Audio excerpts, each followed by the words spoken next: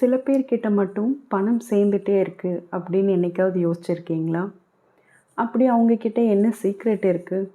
இல்ல நம்ம கிட்ட இல்லாத ஒரு ஹேபிட் அப்படி என்ன அவங்க கிட்ட இருக்கு அப்படின்னு என்னைக்காவது நினைச்சு பார்த்துருக்கீங்களா? சில பேரை பார்க்கும்போது ஒண்ணுமே இல்லாதவங்க மாதிரி இருப்பாங்க.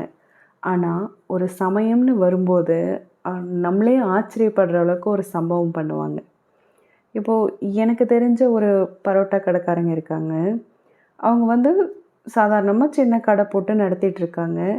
ஹஸ்பண்ட், ஒய்ஃப் இருப்பாங்க. பார்க்கறக்கு ரொம்ப சாதாரணமா, சிம்பிளா நம்ம என்ன நெனைப்போம், அவங்க பாவம் ஏதோ கஷ்டப்பட்டு தான் ஒரு இது பண்ணிட்டுருக்காங்க.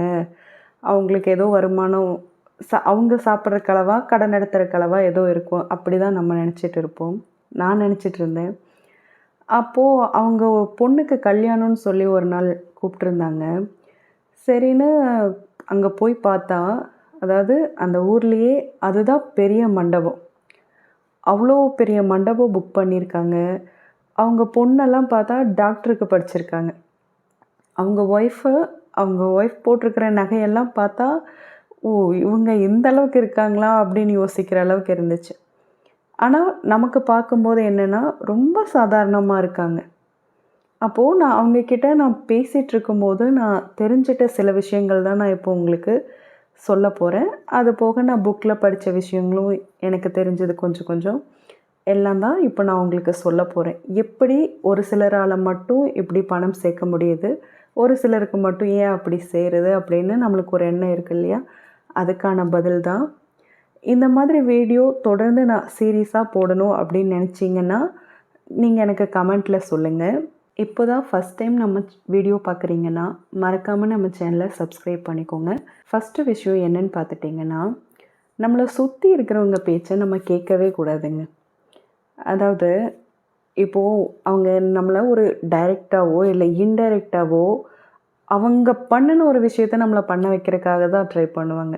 இப்போ வந்துட்டு ஒரு வீடு வாங்குவாங்க. இப்போ நம்ம பக்கத்துல இருக்கிறவங்களாகட்டும், இல்ல சொந்தக்காரங்களாகட்டும், அ வீடு வாங்கியிருக்கேன், கார் வாங்கியிருக்கேன் அப்படிங்கும்போது என்னன்னா, நமக்கு ஆட்டோமேட்டிக்கா தோண ஆரம்பிச்சுரும். அட இவங்க வீடு வாங்கிட்டாங்களா? அப்போ நம்மளும் வீடு வாங்கணுமா? இவங்க கார் வாங்கியிருக்காங்களா? அப்போ நம்மளும் கார் வாங்கணுமா? அப்படிங்கிற மாதிரி இன்டைரக்ட்டா அவங்க அவங்க பண்ணுறதையெல்லாம் நம்மள பண்ண வைக்க முயற்சி பண்ணுவாங்க. இப்போ அதனால கஷ்டப்பட போறது யாருன்னா நம்ம தான். ஏன்னா, நம்ம வீடு கட்டினாலும் அதுக்கு லோன் போட்டு இஎம்ஐ நம்ம தான் கட்டப் போறோம். அதுவே கார் வாங்கினாலும் இஎம்ஐ நம்ம தான் கட்டப் போறோம். ஆனா என்னன்னா, அந்த சுத்தி இருக்கிறவங்க நம்மள மைண்ட மாத்த பார்ப்பாங்க. இப்போ நீங்க சுத்தி இருக்கிறவங்ககிட்ட போய் நீங்க உங்க ஃப்ரெண்ட்ஸோ, இல்ல சொந்தக்காரங்களோ அவங்க கிட்ட போய் பிஸ்னஸ் பண்ண போறேன்னு சொல்லி பாருங்களேன். அதுக்கும் விட மாட்டாங்க. "ஐய்யய்யோ! பிஸ்னஸ் எல்லாம் வேண்டாம்ப்பா. அதெல்லாம் ஏதாவது அது அப்படி ஆயிரும், இப்படி ஆயிரும். அதுவும் பண்ணாத" அப்படிம்பாங்க. ஒருவேளை நீங்க பிஸ்னஸ் பண்ணாம, நீங்க பாட்டுக்கு ஏதோ ஒரு கம்பெனிக்கு, இல்ல ஒரு ஆஃபீஸ்க்கு நீங்க எங்கேயோ வேலைக்கு போயிட்டுருக்கீங்கனாலும், "என்னடா இவன் எதுவும் சொந்தமா எந்த தொழிலும் பண்ண மாட்டேங்கிறான். இவன் இப்படியே வேலைக்கு போயிட்டுருக்கான்" அப்படின்னு அதுக்கும் பேசுவாங்க. அதாவது சுத்தி இருக்கிறவங்க பேச்ச கேட்டுட்டு இருந்தீங்கன்னா, எதுவுமே பண்ண முடியாது. அதனால சுத்தி இருக்கிறவங்க பேச்ச கேட்கறத முதல்ல விட்டுருங்க. ஃபர்ஸ்ட்டு விஷயம் அதுதான். யாரோட பேச்சையும் கேட்காதீங்க. அது ஃப்ரெண்ட்ஸ் ஆகட்டும், சொந்தக்காரங்களாகட்டும், யாரா இருந்தாலுமே அவங்க பேச்ச கேட்க வேண்டாம். 2வது விஷயம் என்னன்னா, கஞ்சத்தனமா இருக்க பழகுங்க. அதாவது கஞ்சத்தனம்ங்கிறது நம்ம ஒரு சில பேர் நெனச்சுக்குவாங்க. அது வந்துட்டு ரொம்ப ஏதோ நம்மள "ஐயோ! அவன் கஞ்ச பிசுனாரிப்பா" அப்படின்னா ஏதோ நம்மள கெட்ட வார்த்தையில திட்டுற மாதிரி, அ அது ஏதோ நம்மள ஒரு டிஸ்ரெஸ்பெக்ட்டா ஒண்ணு சொல்ற மாதிரி நெனச்சுக்குவாங்க. அப்படியெல்லாம் எதுவுமே கிடையாதுங்க. அதில எந்த டிஸ்ரெஸ்பெக்ட்டும் இல்ல. கஞ்சத்தனமா இருக்கிறதுல.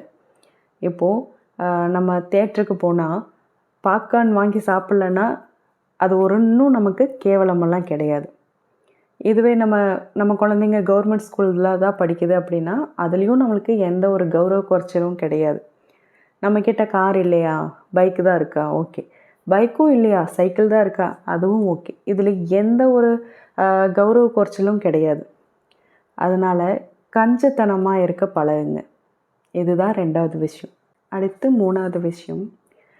என்னைக்கோ ஒரு நாள் வர சொந்தக்காரங்களுக்காக நம்ம பார்த்து பார்த்து ஒரு விஷயம் பண்ணிட்டுருப்போங்க.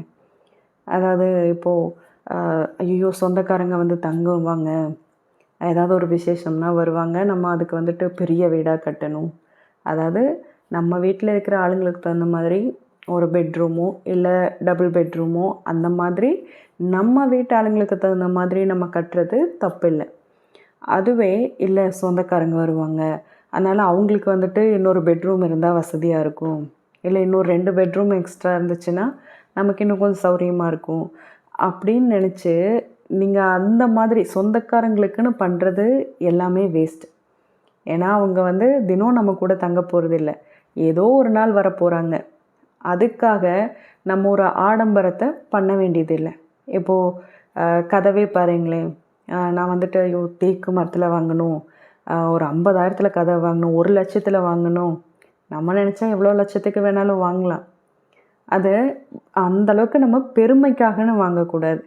ஒரு மாடுலர் கிச்சன் ஆகட்டும், எல்லாமே நம்மக்கிட்ட பண வசதின்னு இருக்கா, தாராளமாக என்ன வேணால் பண்ணணுமா பண்ணலாம். ஆனால் நம்ம ஒரு சேர்த்து வைக்கணும் அப்படிங்கிற ஒரு இடத்துல இருக்கும்போது நம்ம அடுத்தவங்களுக்காக ஆடம்பர செலவு பண்ணவே கூடாதுங்க. எந்த விதமான ஆடம்பர செலவுமே பண்ணக்கூடாது. காரை வாங்கி நிறுத்தினா தான் ஒருத்தங்க மதிப்பாங்கன்ட்டு நம்ம அந்த காரை வாங்கி நிறுத்தக்கூடாது. நம்ம தேவைக்கா, நம்மளால் முடியுமா, நம்ம சம்பளத்துக்கு நம்மளால் ஒரு காரை வாங்கி நிறுத்தி நம்ம அதை மெயின்டைன் பண்ண முடியுமா அப்படின்னு தான் பார்க்கணுமே தவிர, அடுத்தவங்களுக்காகன்ட்டு எந்த ஒரு செலவையுமே பண்ணிடாதீங்க. அது கண்டிப்பாக தப்பு. அடுத்து ஷாப்பிங் பண்ணுறதுங்க. ஷாப்பிங்கும் அப்படி தான். அதாவது தேவைக்கே ஷாப்பிங் பண்ணலாம். ஓகே, ஃபங்க்ஷன் வருதா, ஒரு ட்ரெஸ் எடுக்கிறோம், இல்லை தீபாவளி, பொங்கல், கிறிஸ்மஸ், ரம்ஜான் எந்த மாதிரி ஒரு ஃபங்க்ஷன் வருதா நம்ம போய் எடுக்கிறோமா ஒரு ஃபெஸ்டிவலுக்கா, ஓகே. ஆனால் அதை விட்டுட்டு ஒரு சில பேர் ஹாபிக்காகன்னு பண்ணுவாங்க. அதாவது இல்லை எனக்கு வீட்டில் இருந்தால் போர் அடிக்குது, அதனால் ஏதாவது ஒன்று வாங்க போகணும் அப்படின்ட்டு போவாங்க. இல்லை எனக்கு வேலைக்கு போய் ஸ்ட்ரெஸ்ஸாக இருக்குது, கொஞ்சம் டென்ஷனாக இருக்குது, ஷாப்பிங் பண்ணால் எனக்கு கொஞ்சம் டென்ஷன் குறையும் அப்படிங்கிறவங்க இருப்பாங்க. இந்த மாதிரி ஹாபிக்காக தயவுசெய்து ஷாப்பிங் பண்ணாதீங்க. தேவைக்காகன்னு மட்டும் பண்ணுங்கள். அதுக்கடுத்து உங்கள் ஃபோனில் இருக்கிற ஆப்பெல்லாம், அதாவது அமேசான், ஃப்ளிப்கார்ட், ஸ்விக்கி, ஜொமேட்டோ இந்த மாதிரியான ஆப்பெல்லாம் தயவுசெய்து ஃபஸ்ட்டு டெலீட் பண்ணிடுங்க, அன்இன்ஸ்டால் பண்ணி விட்டுருங்க. ஏன்னா நம்ம அந்த ஆப்பெல்லாம் வச்சுருந்தாலே நம்ம அதுக்குள்ளே போய் நம்ம பார்க்குறோமோ இல்லையோ, அவங்க நம்ம பார்க்கலனாலும் அப்பப்போ ஒரு நோட்டிஃபிகேஷன் அனுப்பிகிட்டே இருப்பாங்க. உங்களுக்கு வந்துட்டு ஆஃபர் கொடுக்குறோம், உங்களுக்கு பை ஒன் கெட் ஒன், இந்த மாதிரி ஏதோ ஒரு ஆஃபரை காட்டி நம்ம ஆசையை தூண்டி அதை நம்மளை வாங்க வச்சுருவாங்க. அதனால் அந்த ஆப் எல்லாமே ஃபஸ்ட்டு தயவுசெய்து அன்இன்ஸ்டால் பண்ணுங்கள். ஏன்னா இப்போ ஒன்று வாங்கினா ஒன்று ஃப்ரீன்னு சொல்கிறாங்கல்ல, ஃப்ரீன்னு ஒன்றும் கிடையவே கிடையாதுங்க. அதாவது நம்ம காசே கொடுக்காம வாங்கிறதுக்கு பேர் தான் ஃப்ரீ. நம்ம ஒரு பொருளுக்கு காசு கொடுத்துட்டு இன்னொரு பொருள் ஃப்ரீயாக கொடுக்குறாங்கன்னா அது ஃப்ரீ கிடையாது. ஏன்னா அந்த ஃப்ரீயாக கொடுக்குற பொருளுக்காகவும் சேர்த்து அதுலேயே காசு வாங்கிடுவாங்க. அதை நம்ம தான் ஃப்ரீன்னு நம்பிட்டு போய் வாங்கி ஏமாந்துடுறோம். அதனால் இந்த மாதிரி ஆப்பெல்லாம் தயவுசெய்து ஃபஸ்ட்டு அன்இன்ஸ்டால் பண்ணி வைங்க. அதுக்கடுத்து பேட் ஹேபிட்ஸுங்க. அதாவது ஸ்மோக்கிங் ஆகட்டும், ட்ரிங்க் பண்ணுறதாகட்டும், லிக்கர், இந்த மாதிரி ஒரு ட்ரக்ஸ், வேறு ஏதாவது ட்ரக்காக இருக்கட்டும், இந்த மாதிரி எந்த கெட்ட பழக்கமுமே முடிஞ்ச வரைக்கும் வச்சுக்காதீங்க. தயவுசெய்து அப்படி யாராவது அந்த கெட்ட பழக்கத்தில் இருந்தால் கூட அதை விடுறதுக்கு முயற்சி பண்ணுங்கள். ஏன்னா அது வந்து ஆரம்பத்தில் உங்களுக்கு ஒன்றும் பெருசாக தெரியாது, ஆனால் அது போக போக உங்களையும் அழித்து அது உங்கள் குடும்பத்துக்கும் கஷ்டம் கொடுத்து அது ஒரு பெரிய வேலை பார்த்து விட்டுரும். அதனால் தயவுசெய்து அந்த பேட் ஹேபிட்ஸ்குள்ளே போயிடாதீங்க. அதில் யாராவது இப்போ தான் ஒரு ஸ்டார்டிங் ஸ்டேஜிலலாம் இருக்கீங்க அப்படின்னா தயவுசெய்து அப்படியே அதிலேருந்து வெளியே வந்துடுங்க. இது உங்களுக்கும் நல்லது, உங்கள் குடும்பத்துக்கும் நல்லது. அதனால் தயவுசெய்து அந்த விஷயம் மட்டும் பண்ணாதீங்க. அடுத்து இந்த சமுதாயத்துக்காகன்னு நம்ம பண்ணுற விஷயங்கள்ங்க. அதாவது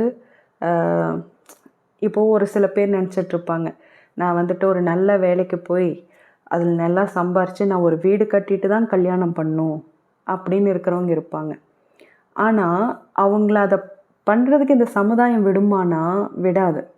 ஏன்னா அவங்க நல்ல வேலைக்கு போகிறதோ இல்லை வீடு வாங்குறதோ அவங்கள பொறுத்த வரைக்கும் இது செட்டில் கிடையாது. நீ கல்யாணம் பண்ணாதான் லைஃப்பில் செட்டில் ஆவ அப்படிங்கிற மாதிரி ஒன்று பேசி, அதாவது சமுதாயத்துக்காக நம்மளை பண்ண வச்சுருவாங்க. இல்லை நீ கல்யாணம் பண்ணு, நீ ஐயோ இந்த வயசில் பண்ணியே ஆகணும், நீ பண்ணுன்னு சொல்லி அது நம்மளுக்கு அந்த நேரத்துக்கு அதை நம்ம மனப்பூர்வமாக ஏற்றுக்கிறோமோ இல்லையோ, இல்லை இது வந்து நம்ம பண்ணி தான் ஆகணும், சுற்றி இருக்கிறவங்களுக்காகவா நம்ம இதை பண்ணி தான் ஆகணும்னு நம்மளை பண்ண வச்சுருவாங்க. அந்த மாதிரி கல்யாணம் பண்ணுறதாகட்டும், குழந்தையும் அப்படிதாங்க. கல்யாணமானால் உடனே குழந்த பெற்றுக்கணும். உடனே இல்லை கல்யாணம் பண்ணிவிட்டு கூட ஒரு சில பேர் நினைப்பாங்க, ஒரு 2 வருஷம் கேப் விடலாம், இல்லை 3 வருஷம் கேப் விடலாம், அதுக்கப்புறம் நம்ம குழந்த பெற்றுக்கலான்னு இருக்கிறவங்க இருப்பாங்க, ஒரு பிளானிங்கில் இருப்பாங்க. ஆனால் அதையும் விடாமல், இல்லை கல்யாணம் உடனே குழந்த பெற்றுட்டாதான் கரெக்டாக இருக்கும், அதுதான் நல்லது, இது இப்படி தான் இருக்கணும் அப்படிங்கிற மாதிரி இந்த சமுதாயம் ஒன்று க்ரியேட் பண்ணி வச்சுருக்கு. அதுக்கு தகுந்த மாதிரி நம்மளை பண்ண வச்சுட்டும் இருக்காங்க. ஃபஸ்ட்டு ஒரு குழந்த பிறந்துருச்சா, ஐயோ தனியாக அந்த குழந்தைய விடாதீங்க, அதுக்கு துணையாக இன்னொரு குழந்த வேணும் அப்படிம்பாங்க. சரின்னு 2 குழந்த பெற்றாச்சா, ஒரு வேளை 2 குழந்தைங்களும் பெண் குழந்தைங்களா இருந்துச்சுன்னா, இல்லை ஐயோ பையன் வேணும்ல, 3ஆவதாக ஒரு பையனை பெற்றுக்கோங்க, பையன் எல்லாமே எப்படி அப்படின்னு அதுவுமே எல்லாமே இந்த சமுதாயம் வந்து நம்மளை அதோட இஷ்டத்துக்கு தான் நம்மளை ஒவ்வொரு விஷயமும் பண்ண வச்சிட்ருக்கோம். இந்த மாதிரி எல்லாமே நம்மளை ஒரு கட்டுப்பாட்டுக்குள்ளே வச்சு மற்றவங்களுக்காகன்னு செய்கிற மாதிரி தான் இருக்குமே தவிர, நம்ம இஷ்டப்படியோ நம்ம சுதந்திரப்படியோ எதுவுமே இங்கே பண்ண முடியாதுங்க. இது எல்லாமே நீங்கள் தயவுசெய்து யோசிச்சுக்கோங்க. யங்ஸ்டராக இருக்கீங்க, இந்த வீடியோ யாராவது பார்த்துட்ருக்கீங்க அப்படின்னா தயவுசெய்து ரொம்ப யோசிங்க. யாருக்காகவும் எதுவுமே பண்ணாதீங்க. அடுத்தவங்க சொல்கிறாங்கன்னெல்லாம் எதுவுமே உங்கள் மனசுக்கு சரின்னு படாமல், உங்களுக்கு அது தேவைன்னு தோணாமல் எதுவுமே பண்ணாதீங்க. நான் சொன்ன இந்த விஷயத்தையெல்லாம் கண்டிப்பாக ஃபாலோ பண்ணி பாருங்கள். உங்கள் வாழ்க்கையில் ஒரு சின்ன மாற்றமாவது நடக்கும். இந்த பொருளால் பணம் வரும் அப்படின்னு ஒரு வீடியோ போட்டிருக்கேங்க.